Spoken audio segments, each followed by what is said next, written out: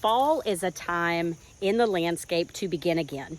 It is a great time to plant, and it is a great time to transition your landscape from summer hot to fall cool and into winter, which is cold here in central North Carolina. I am coming to you from my garden. This is my vegetable, flower, and fruit garden. And it is time to, unfortunately, start to pull out everything and transition this garden from all of the summertime goodness to the fall. And not to say that it's not a good time in the garden as well. It is. There's a lot of things that you can plant and grow in the fall and the winter. But I have a mess. It's been a while since I've been down here. I sort of just, as everything kind of bloomed out or fruited out or whatever term you want to use, I sort of just let nature take its course, let the birds eat the vegetables that were left, the tomatoes. I let my dogs come in here and they chase. We have little field mice, I guess, in here. And so today is the day that I am going to go ahead and start to pull out and renovate this beautiful space. It was beautiful. Now it's a train wreck. So I want to take you along with me on this transition and show you what going from summertime to fall looks like. And I thought maybe you'd like to come along with me. If you have a bed to transform, maybe this will be inspiration. We can do it together. I am not sure what I'm going to do in the fall. I really think I'm going to let the soil rest. I'm going to give it a good cleaning, and then I think I'm just going to let it rest, and then I'll plant again in the spring. So anyway, let's go ahead and get started. Let me show you around, show you what we're working with, and full transparency, it's a disaster. But disasters are instant gratification when they're cleaned up, right? That's what I'm telling myself. Okay, let's look. So here's a quick glimpse of what is left, and I want you to pay special attention to this bed right here. I'm going to tell you a really funny story at the end. Here's my tomato graveyard with some peppers that are still left, and then now we're going to look at what used to be my flower bed. I want to introduce you to my favorite plant, my favorite new plant. This is a Mexican sunflower, and when I tell you, I grew this from seed, and because I didn't know anything about it, I got one of those cheap, I think it's like American seed packs from the Dollar Tree or Walmart. Walmart had them for 25 cents a seed pack. And so I winter sowed them, and I only did like 5 seeds. I actually did it in a little tiny water bottle, so not even a full jug, because I didn't know, I wasn't sure. Those 5 plants have been the best plant, the best flower, the best pollinator friendly in the garden. I mean, this thing has started blooming in June, and it has not stopped. I thought it was supposed to be dwarf, which is why I planted it in the front. And it kept growing and growing and growing. And here I thought, oh, wow, it just must love where it's at. But I went back and looked at the seed pack, and it did say 6 foot. So that was on me. That was my mistake. But anyway, this is so much bigger than 6 foot. But it is so striking. The orange blooms from the road, from our house, it's what your attention goes to. So anyway, I just wanted to introduce you to this and tell you, if you love attracting butterflies, birds, bees, hummingbirds, any creature, I swear they love this, and it's so worth it. Here's one thing: it stinks very bad. So I tried to cut them off and, bring a few in the house. Horrible. The smell is horrible. So I left them on the plant. I did not cut them after that one initial time. And I've just let the seed head sort of dry out. And, so I need to read up on what I need to do with this, if I deadhead it or if I just leave it alone. It's probably at the end of its life cycle now. It is an annual, and it will not come back next year. So I can save the seeds, but I just need to do a little research. So anyway, Here is a Mexican sunflower. 20 out of 10 recommend. Moving right along, we have the pole beans that I left because it just looks pretty. And a little bit of Mexican sunflowers for your viewing pleasure. And now we move into where it really becomes bare, the back side of my tomato graveyard.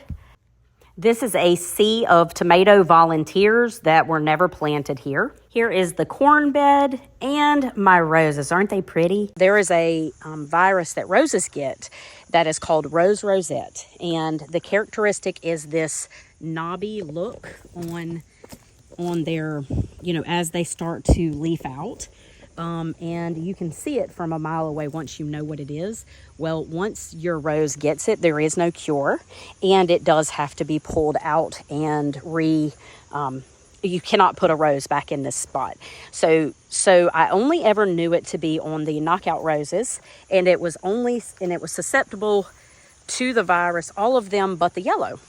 So I didn't know that the hybrid teas could get them, but evidently they can. So I am going to get this out of here, and unfortunately it's so beautiful, but it will spread, and it will spread very quickly.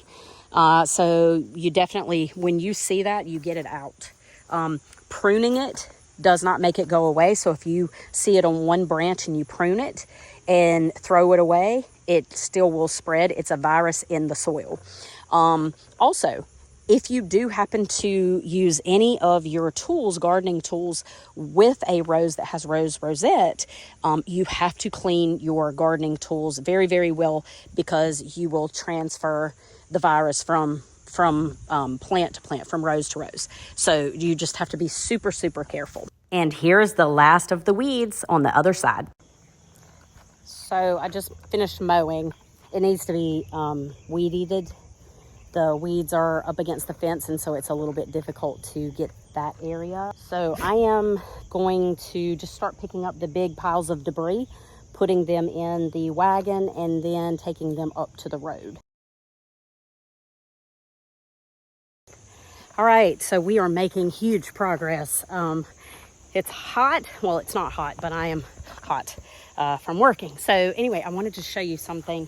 It is actually coming in handy today, and I want to give a shout out to Amirla. This is how you spell their name. They sent me, out of the goodness of their heart, a gardening bench. And so it's reversible. This is a little pouch that sits on the side of it like this, and you can put your gloves, gardening tools, whatever, and when you flip it over, you can do the same. So this is a kneeling bench for weeding. This is a sitting bench. So I was just actually weeding the grapevines and the blackberries, and I thought, I'm gonna go get my bench and I'm gonna show you guys. So you can buy these on Amazon. I'm gonna link the company information below. I absolutely love this. So thank you so much, Winnie at Amirla. You are an angel, and I love, love, love this. It comes with a pouch, like I showed you, and a duffel bag, like a gardening bag, and rubber gloves. So awesome. Thank you so much.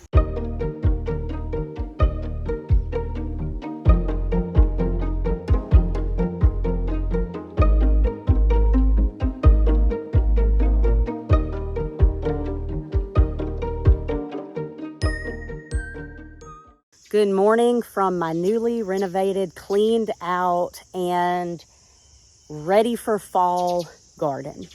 I'm going to just give you a brief overview of everything that's finished, and I have to tell you a funny story along the way. So I'm going to flip the camera around, and I'm just going to show you around quickly, and then we will end this video. Okay, so I'll give you a glance around. You can actually see through. It's a lot of hard work.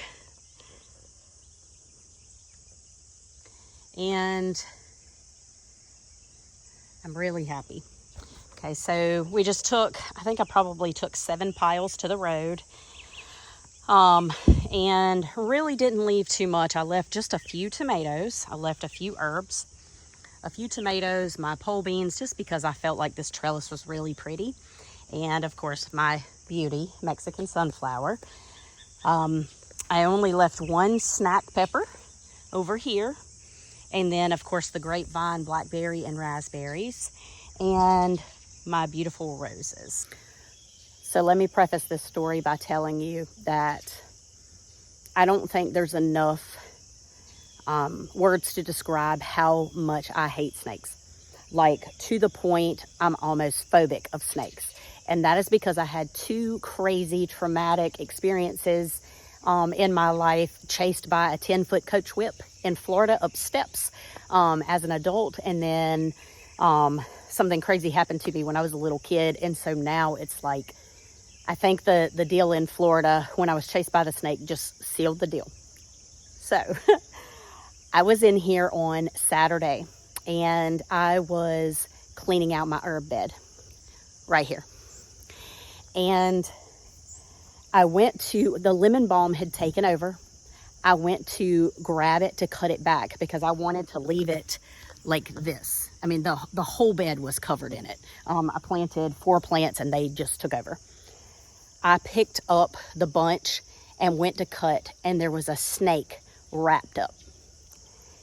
Okay, so let me tell you, let me be honest. It was about the size of a pencil and about as long as, a little bit longer than a pencil. I don't even like earthworms that looks like snakes. I'm that scared of them.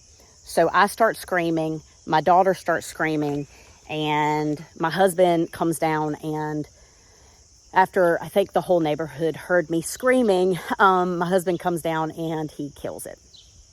Okay, well, I'm very traumatized. I'm like, because my hand was right beside it, okay? So then I get my courage up and I go ahead. I had just, let me flip. Well, I'll just show you from here.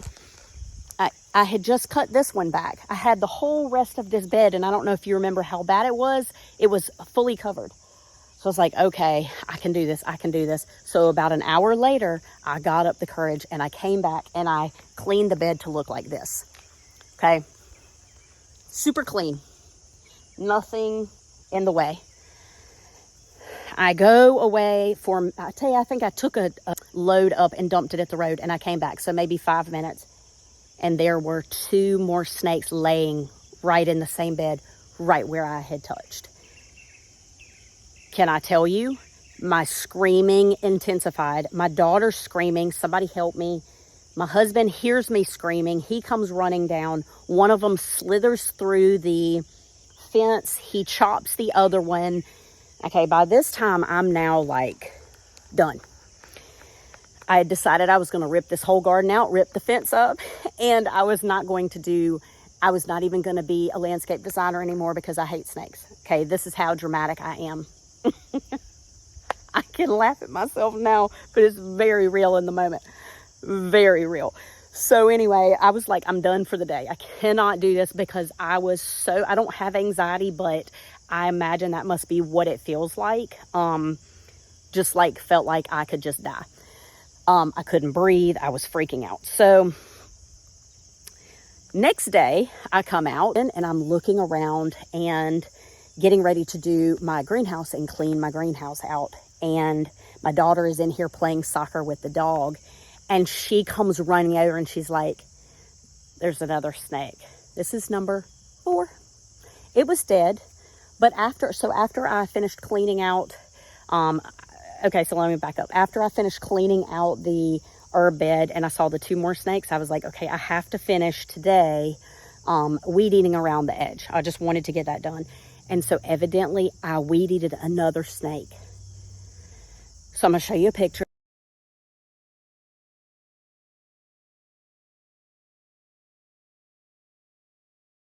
I put it on Facebook. I asked people, and evidently it's called a Decay's brown snake. And some weird people out there said they're really nice, lovely, kind, good snakes. And because I have such a disdain for snakes, in my world, there is no such thing as a good snake. I just can't even look at them anymore. I am so scared of snakes. And look what I do for a living. I'm outside in snakes all the time. Anyway, I'm just going to have to pray to get over that fear. I've got to get over it. because it's just getting worse. Anyway, so that is my funny story. I can look back on it and laugh now, but at the time it was, I still, even being down here right now, I'm still kind of like, are any of you like this? Do you have things that you're scared of in nature that you love to do, but you're scared?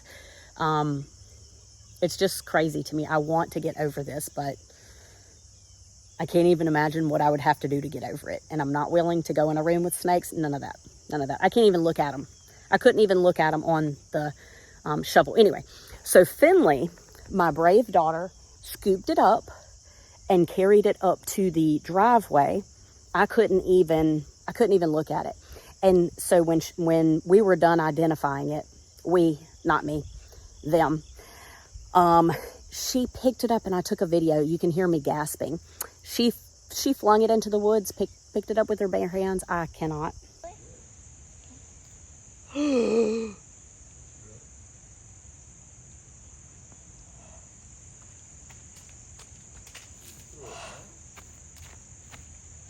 Yeah.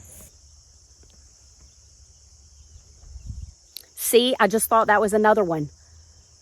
I cannot. This is so bad. Let me show you what I just saw.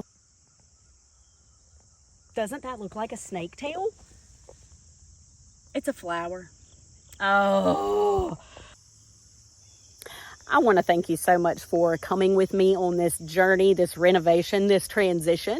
And I look forward to seeing what all things fall do for you.